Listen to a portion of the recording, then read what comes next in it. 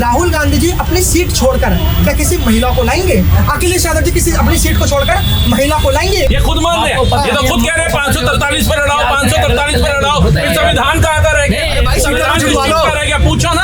और संविधान की हत्या करने वाले कभी संविधान के रक्षक बन जाएंगे क्या? बताइए। अखिलेश यादव M-Y कॉम्बिनेशन बना के चुनाव लड़ता है, ठीक है, उसका उस क्षेत्र में M-Y कॉम्बिनेशन सही बैठता है, वो अपनी सीट नहीं छोड़ेगा। परिवारवादी पार्टियों ने सीटें कब्जा रखी है इस देश के अंदर, और वो अपनी भाई साहब क्या मोदी जी संविधान विरोधी है या नहीं? हाँ है ना, हम है ना? नहीं है। फिर इस आदमी ने जवाब नहीं दिया कि राहुल गांधी अपनी सीट छोड़ देगा। अखिलेश यादव ने सब कुछ कह रहा है। अरे नहीं दिया। तो नेता नहीं है ना। एक मिनट रुकेगा।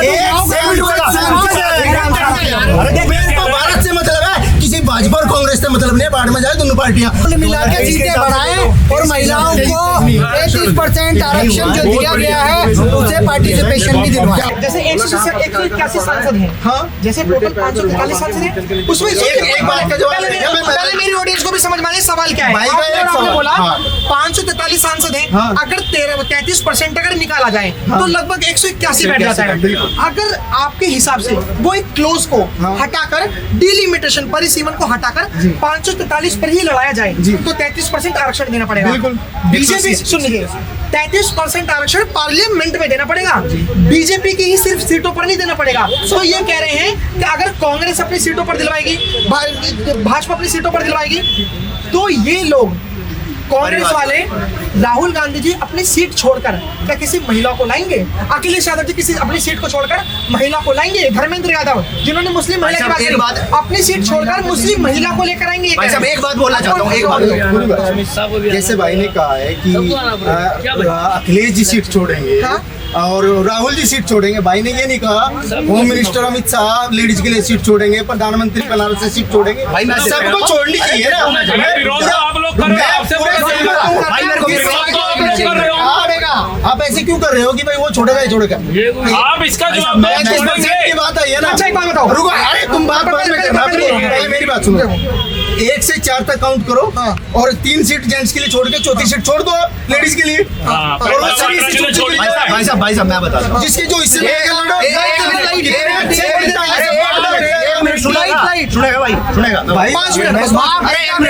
परिवारवादी पार्टियां केवल अपनी सुविधा के अनुसार आपके बीच में मेरा तीसरा नंबर आ रहा है। भाई साहब एक मिनट इनकी बात का जवाब देता हूं। परिवारवादी पार्टियां अपनी सुविधा के अनुसार, ठीक है, अपने वोट बैंक को देखते हुए अखिलेश यादव M-Y कॉम्बिनेशन बना के चुनाव लड़ता है, ठीक है, उसका उस क्षेत्र में M-Y कॉम्बिनेशन सही बैठता है, वो अपनी सीट नहीं छोड़ेगा, ठीक है। ऐसे ही राहुल गांधी नहीं छोड़ेगा, ऐसे ही उसकी मम्मी नहीं छोड़ेगी, और ऐसे ही जितनी परिवारवादी पार्टियां वो अपनी सीटें नहीं छोड़ेंगी। और बात कर रहा भाई मोदी छोड़ देगा, अमित शाह छोड़ देगा, यार मोदी गुजरात का रहने वाला, बनारस से चुनाव लड़ रहा है, टिकट आगे। मोदी ने कौन सी सीट कब्जा रखी है? परिवारवादी पार्टियों ने सीटें कब्जा रखी है इस देश के अंदर, और वो अपनी, भाई साहब एक मिनट, वो अपनी सुविधा के अनुसार, वो अपनी सुविधा के अनुसार जैसे जैसे उनका जीता है तो सही वो बैठता है, सिस्टम बैठता है, मुसलमानों के साथ एक जाति को मिला के चुनाव लड़ते हैं वो, ठीक है, और जीतने का प्रयास करते हैं, वो अपनी सीटें नहीं छोड़ सकते। सवाल पूछता हूं आपको, बस हाँ या ना में आंसर देना है, बोलना नहीं है, जी भाई साहब, कोई कॉन्टेक्स्ट नहीं है, हाँ या ना? क्या मोदी जी संविधान विरोधी है या नहीं? हाँ या ना? बस हाँ या ना? नहीं है। हाँ या ना? नहीं, हाँ या ना? ये उनकी पूरी प्रक्रिया, ये कोई जवाब थोड़ी नहीं होता। आप डेमोक्रेसी को कैसे डिफाइन कर दोगे? संविधान विरोधी है, बड़ी डेमोक्रेसी को अगर मोदी जी संविधान विरोधी है तो भाई मैं बताता हूँ, हमारे कॉन्स्टिट्यूशन ऑफ इंडिया का आर्टिकल 82 कहता है कि जनगणना के हिसाब से परिसीमन होना चाहिए। क्या अपोजिशन कॉन्स्टिट्यूशन ऑफ इंडिया को मानेगा या नहीं मानेगा? सब तो लेके आते हैं भाई, मैं ये खुद नहीं मान रहे, अभी आप ऑपोजिशन की बात कर रहे हो, ये खुद मान रहे हैं, ये तो खुद कह रहे हैं 543 पर लड़ाओ, 543 पर लड़ाओ, फिर संविधान कहाँ का रह गया? संविधान रह गया, पूछो ना। और संविधान की हत्या करने वाले कभी संविधान के रक्षक बन जाएंगे क्या? बताइए। बात कर रहे हैं सबसे बड़ी हत्या संविधान की करी, अभी वो ममता बनर्जी ने ईडी के हवाले से फाइलें छीन करके संविधान की हत्या करी। वोट चोर याद है, फाइल चोर याद नहीं है इनको। आम आदमी की राय आम आदमी की तरीके से, और ये पार्टियों की जो राय है ना, जो भाई मेरे पर अपलोड करे जा रहे हैं कि पार्टियों की जो राय है, मैं क्यों मान लूं पार्टियों की राय? मेरे को डेमोक्रेसी हिंदुस्तान और भारत में मिली है, और मेरे को भारत से मतलब है, किसी भाजपा और कांग्रेस से मतलब नहीं, बाढ़ में जाए दोनों पार्टियां और बाकी पार्टियां भी। हमें अपने से मतलब है, हमें हिंदुस्तान के 140 करोड़ से मतलब है, हमें पार्टियों से पार्टियां अपने फायदे के लिए काम करती ये कह रहे हैं पार्टी आने जाने वाली चीजें थोड़ी देर पहले बैटिंग कर रहा था।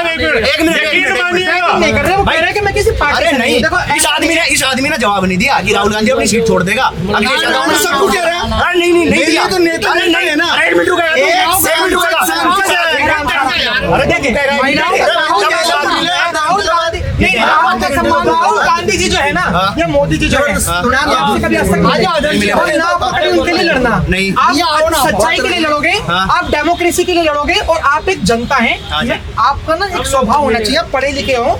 जो जनता देख रही है ना, हमारे लाखों लोग देखते हैं, लगना चाहिए कि आप पढ़े लिखे हो, एग्रेसिव नहीं होना। मेरा सीधा सवाल ये था आपसे भी और आपसे भी। आपने कहा कि राहुल गांधी जी, अखिलेश यादव जी, धर्मेंद्र यादव जी, ये लोग सीट छोड़ेंगे या नहीं छोड़ेंगे अगर इनके हिसाब से 543 सांसदों पर लड़ा जाए, तो इनका आंसर दीजिए आपके हिसाब से। आपका जो पॉलिटिकल, क्योंकि आप राजनीतिक विश्लेषण है, हम देखते हैं कि आप बोलते हो।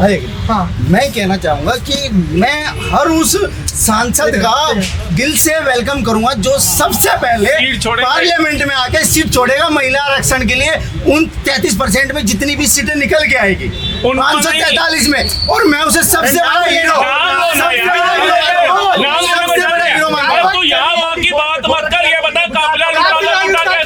पूछे राहुल गांधी, अखिलेश यादव और ये डीएमके छोड़ेगा नहीं छोड़ेगा। मैं हर एक उसके साथ हूँ, तुम तो पूरे भारत के भी साथ हो।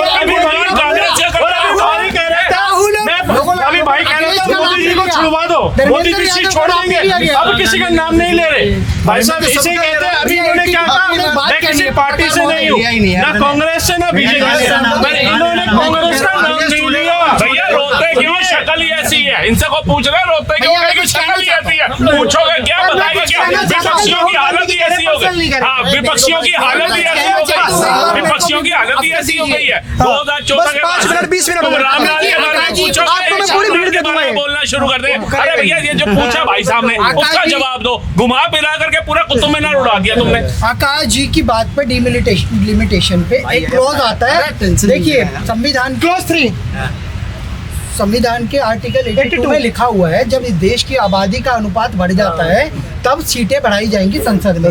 2011 में सेंसस हुई थी, जो नेशनल पॉपुलेशन रजिस्टर्ड होता है वो अभी तक हो नहीं पाया। देखो 10 साल में एक आबादी, उससे पहले 26 साल से 10 साल पहले जो 10 साल का था, आज वो 20 साल का है, वो वोट डालेगा। उसके हिसाब से स्कीमें बनेगी, उसी हिसाब से पार्टिसिपेशन होगी। तो अब डिलिमिटेशन में भी मोदी सरकार चाहे तो 82 को अप्लाई करके डिलिमिटेशन कर सकती है। क्या आप उसका समर्थन करेंगे? कॉन्स्टिट्यूशन के हिसाब से मैं पूरी तरह डिलिमिटेशन के समर्थन में उतरूंगा अगर पूरी जनगणना कंप्लीट हो, क्योंकि वो कॉन्स्टिट्यूशन का हिस्सा है ना। हमेशा, लेकिन आप समझ नहीं पाए, इनका सवाल जायज है। ये कहना चाह रहे हैं, पहले इनका सवाल समझिए। ये कहना चाह रहे हैं अगर आप 2011 के, पूरा सुनना सवाल, उसके बाद कि 2011 के हिसाब से अगर आप परिसीमन करा रहे हो और आप एक तरफ कह रहे हो कि 1971 में जनगणना हुई थी तो वो बहुत पुराना हो गया, तो 2011 के हिसाब से भी करवाओगे तो भी तो पुराना ही है। 15 साल में जनसंख्या बढ़ती है। तो मोदी जी 2026-27 मतलब 26 में जो जनगणना करा रहे हैं, आप उसके हिसाब से परिसीमन करा दो। अगर 26 के हिसाब से परिसीमन नहीं हो पाएगा तो फिर 26 में जनगणना कराने का फायदा क्या है? फिर तो 2031 में तो वैसे भी 29 में 39 हो जाएगी। सवाल समझा भाई? राहुल गांधी ने ये बात बोली, हम तो हर चीज के समर्थन में है। सरकार जो करना चाहती मोदी जी तो करवाएंगे 26 में, क्योंकि उन्हें पता है कि 2029 में राष्ट्रपति की काउंटिंग शुरू हो गई, प्रधानमंत्री ऐसा है। डिजिटल पॉपुलेशन डिजिटल शुरू हो गई है। आपको मैं बता देता हूँ, 6 महीने में कंप्लीट हो जाएगी। 6 महीने में कंप्लीट हो जाएगी। उसके बाद मुझे लगता है आर्टिकल 82 अप्लाई करके ये लोग परिसीमन करवा देंगे। 26 सीटें बढ़ेंगी। 26 में 27 में 26 के जनगणना पे 2011 के आज क्या चल रहा है? अप्रैल, चौथा महीना चल रहा है ना, तो आप 6 महीने बाद चल लगा लो, अक्टूबर आ जाएगा। अक्टूबर तक जनगणना पूरी हो जाती है। समझा भैया? ये कह रहे हैं कि ये जानबूझकर 26 की जनगणना पर परिसीमन नहीं करा रहे, क्योंकि इन्हें पता परिसीमन की कमेटी जो बैठी है 5 साल ले लेगी। 2030-31 में रिजल्ट देखेगा और मोदी जी को 2029 में रिजल्ट चाहिए 33%। बात बताइए, 543 कब से चल रही है सीटें? 1971 से चल रही है ना। हाँ, 2011 से ले लो, तब भी मैं एग्री कर रहा हूँ मोदी से। बस एक मिनट, कुल मिला के सीटें बढ़ाएं और महिलाओं को 33% आरक्षण जो दिया गया है उसे पार्टिसिपेशन भी दिलवाएं। बहुत बढ़िया। फिलहाल हमने यहाँ के लोगों से बात कर रहे हैं, आप क्या कह रहे हैं कमेंट में जरूर बताइएगा। देखते रहे हमारा चैनल। धन्यवाद, जय हिंद।